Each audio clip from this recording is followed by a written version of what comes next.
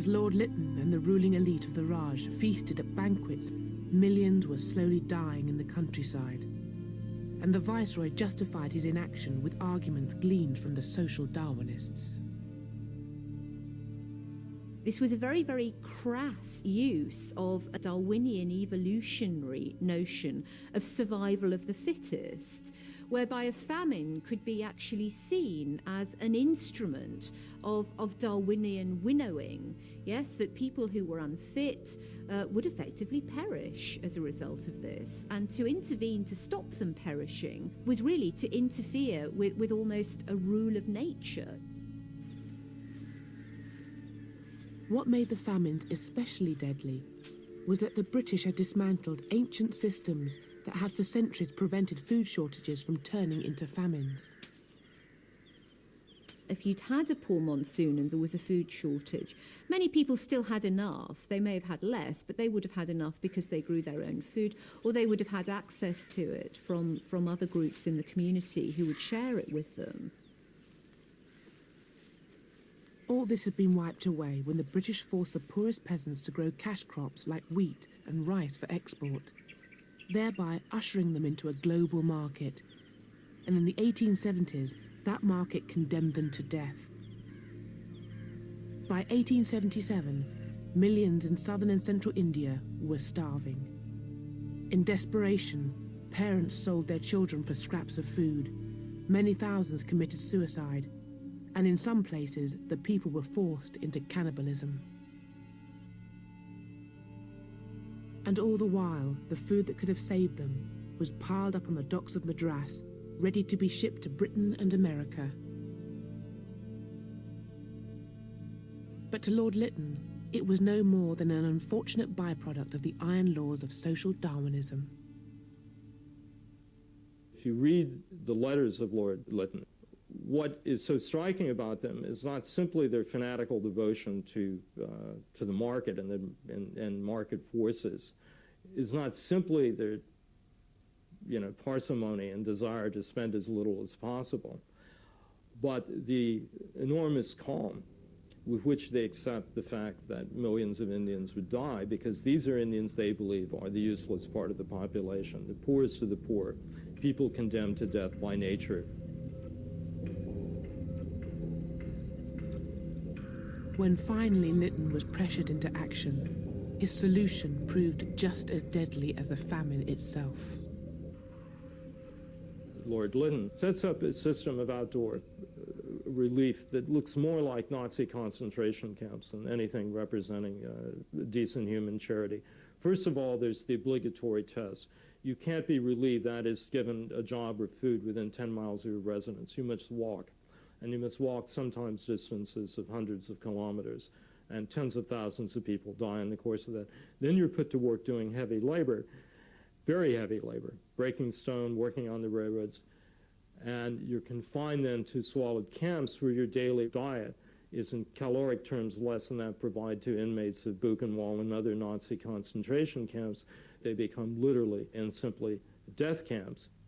And perhaps worst of all, children were now too weak and small to do the necessary work. Children became the main victims of Lytton's cool-hearted policy.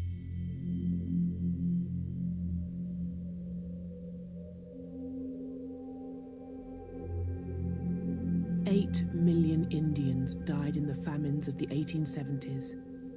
But they were not the only famines of the British Raj. Famines returned in the 1880s and the 1890s, and in all, almost 30 million Indians starved to death under British rule. A story airbrushed out of the glorious accounts of the Raj and the men who ruled over it.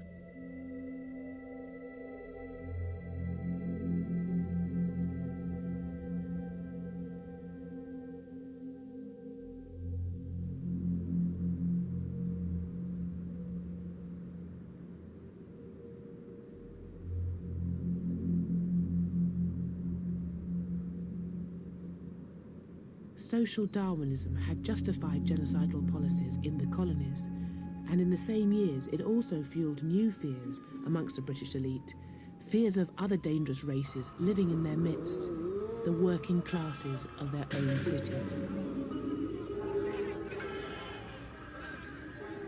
Race and class are actually very close to each other. If you look at books about race around Darwin's time, they often talk about the Cockney race, the English country race, the Scottish race. There were drawings of the head of a typical member of the Cockney race, and the word was used quite seriously. There were maps made of where the criminal races lived.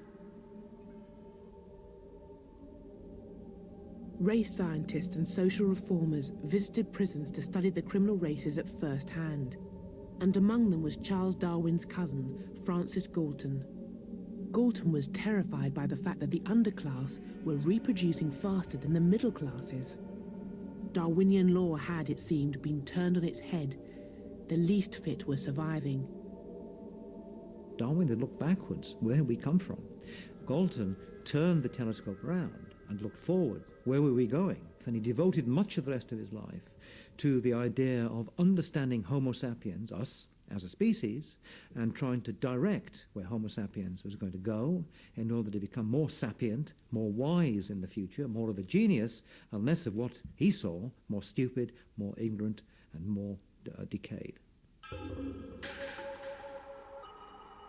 Galton designed a new science of human selective breeding.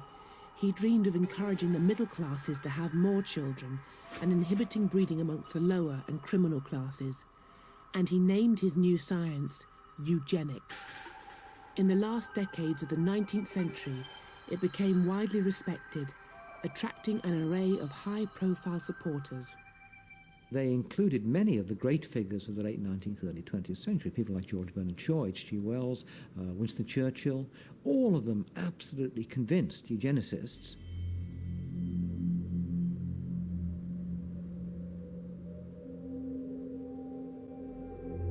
In the first years of the 20th century, all the racial theories developed in the Victorian age, eugenics, social Darwinism, and scientific racism, came together in a forgotten outpost of colonialism. This is Namibia, but at the dawn of the 20th century, it was the German colony of Southwest Africa and home to an ancient people called the Herero. In 1904, they rebelled against the brutality of German rule. What followed was to prefigure the worst crimes of the 20th century.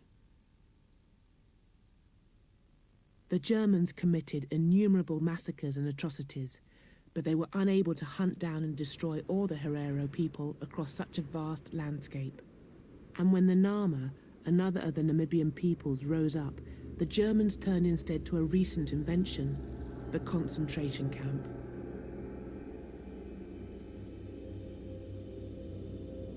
In these camps, the Herero and Nama were imprisoned and enslaved. Thousands were worked to death, others raped, beaten, or simply murdered by the guards.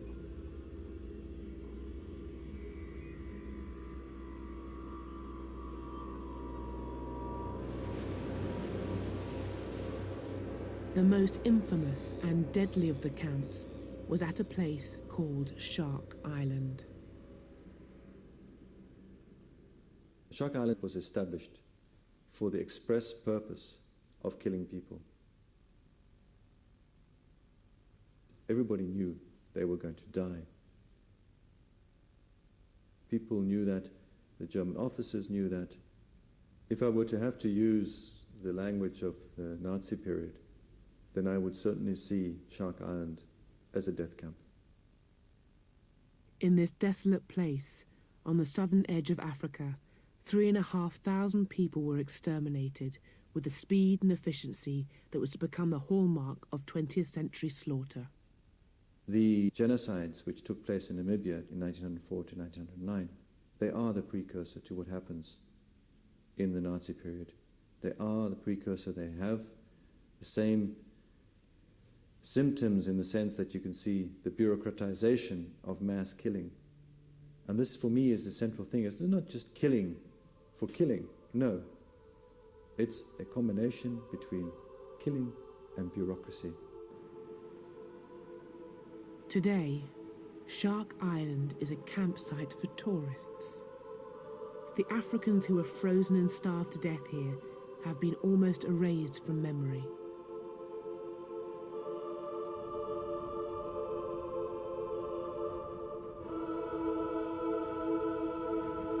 But a century after the Namibian genocide, the true horror of what happened on Shark Island is beginning to re-emerge. In a recently discovered mass grave lie some of the victims of the 20th century's first genocide.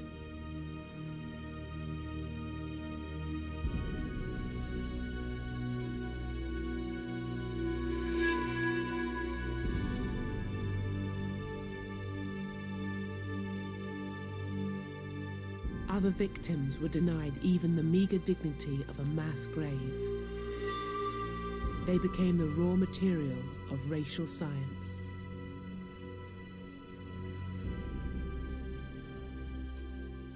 Their skulls, and even severed heads, were sold to museums in Europe and used to prove the inferiority of Africans.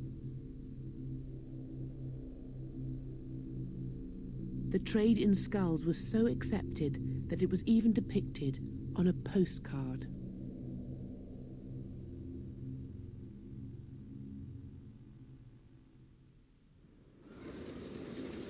In the aftermath of the genocide, German racial scientists continued to use Namibia as a field laboratory and the African peoples who had survived as their subjects. In 1908, a eugenicist called Eugen Fischer travelled to the small town of Rehoboth, home to a people of mixed Boer and African heritage who called themselves the Rehoboth Bastards. Fischer and his assistants spent months photographing, measuring, and examining the inhabitants of this town. Lying in the vaults of an archive in modern-day Namibia, Eugen Fischer's original files and photographs remain as he left them a century ago. They reveal his methods and also his aims. Here Eugen Fischer has lined the different pictures up next to each other to try to trace very specific facial features like the eyes or the noses. And the reason he's done this is to try to show how very specific African facial features like high cheekbones and the drawn-out eyes that represent the African genes are very prominent and become more prominent through the generations. Eugen Fischer came to Namibia to prove one basic point, and that was that racial mixing was always bad, and that the African gene is dominant over the white gene.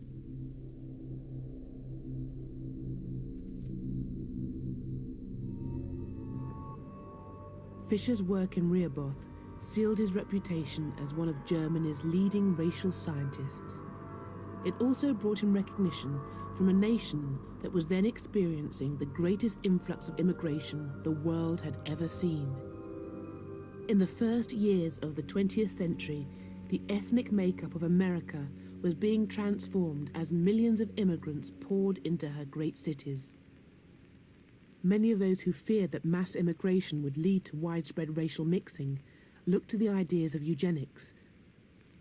Eugenics flourished, mutated, and went out of control when it got to the United States. And the irony is that the eugenics movement in the United States, which certainly descended directly from Galton, had the great advantage of having a lot of money, a huge amount of money. Some of that money was used to establish the Eugenics Records Office, ran by the infamous Charles Davenport. In order to defend the health and purity of the white race, Davenport and his followers sought to identify those classes and those races in America whom they considered genetically unfit. Identified and monitored, the scientists would then take control of their lives and their fertility.